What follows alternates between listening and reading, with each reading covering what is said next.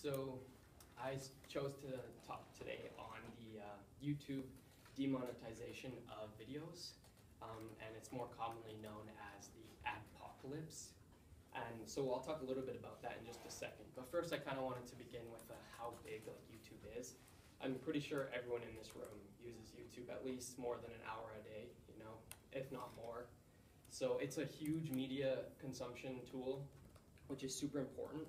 One of the first videos was basically uploaded in 2006 of April, which is quite a while. Actually, sorry, 2005 of April, which is about 12 years ago. That's quite a while. It's a long time for that tool to kind of grow. There's over 400 minutes of video uploaded per minute on YouTube, which means about per day there's 1 billion hours consumed of video per day, which is absolutely insanity. So Google bought YouTube back in 2006 for $1.6 million, and as of last year, Google earned $4.3 million per year just from YouTube, which is incredible when you think about that. It costs around $6 billion to run YouTube every single year, which is a ton of money. So basically how YouTube works for a lot of the people that use it as like their main source of income, like a lot of these small businesses, anyone with 10,000 views or larger, they have a chance to be partnered with YouTube. So they can go to YouTube and say, hey, I want to be partnered, and YouTube goes, okay, great.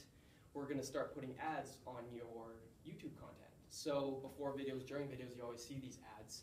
And basically these companies, a lot of these companies kind of come forward to YouTube and say, hey, we want to put our ads on YouTube.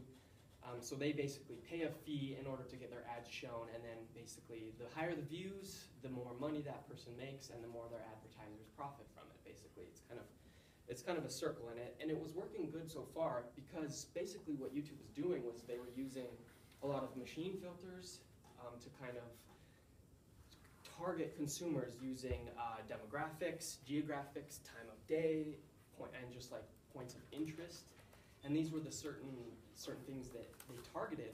On top of that, there was regulated algorithms, like different formulas that kind of said, like, if this happens, then put this ad here. For like an 18-year-old who loves sports, put this ad here. 35-year-old who's shopping for makeup, or learning about makeup, put this ad here. So they were going, pretty okay for a while. But then around 6-8 months ago, when a lot of these advertisers started noticing that, one of the biggest things happened was a lot of Hezbollah and terrorist groups were basically putting their terrorist messages on YouTube and earning money from it because of these monetizations, and like earning money from them because of the ads. So these advertisers were like, what the heck, this is not good. We don't want our ads being put in front of all this like hateful, offensive content. So YouTube had to do something about it really quick. So what they did is all these formulas and like machine learning programs they had, they kind of just tightened everything. And during this time, a lot of these advertisers were boycotting even putting their ads on YouTube.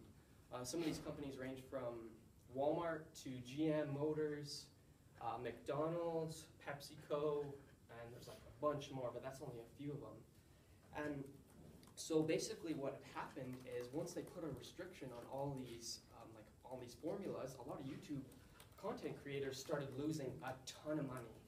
And this was okay for a little bit for a lot of the large content creators, but like 80% of the YouTube content creators are between 10,000 viewers per video and 100,000, which isn't a ton.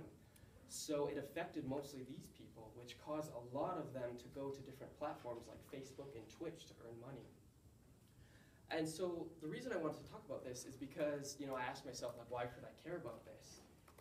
We use YouTube every single day as like an education tool, as an entertainment tool, and it's a huge, huge thing for us today. And I think, personally, in my opinion, it's going to be a big part of the future.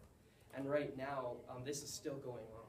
So all that I would ask, I guess, and suggest is just take a second when you're watching a video, to not complain about the ad, but to take a second and think about the bigger picture. Think about who this affects and who the content creator is and how they need to have a livelihood, basically. So all that I would ask is take a chance to learn your information and don't take the YouTube tool that we have for granted because it's a big one and I think it's a part of our future. So thanks.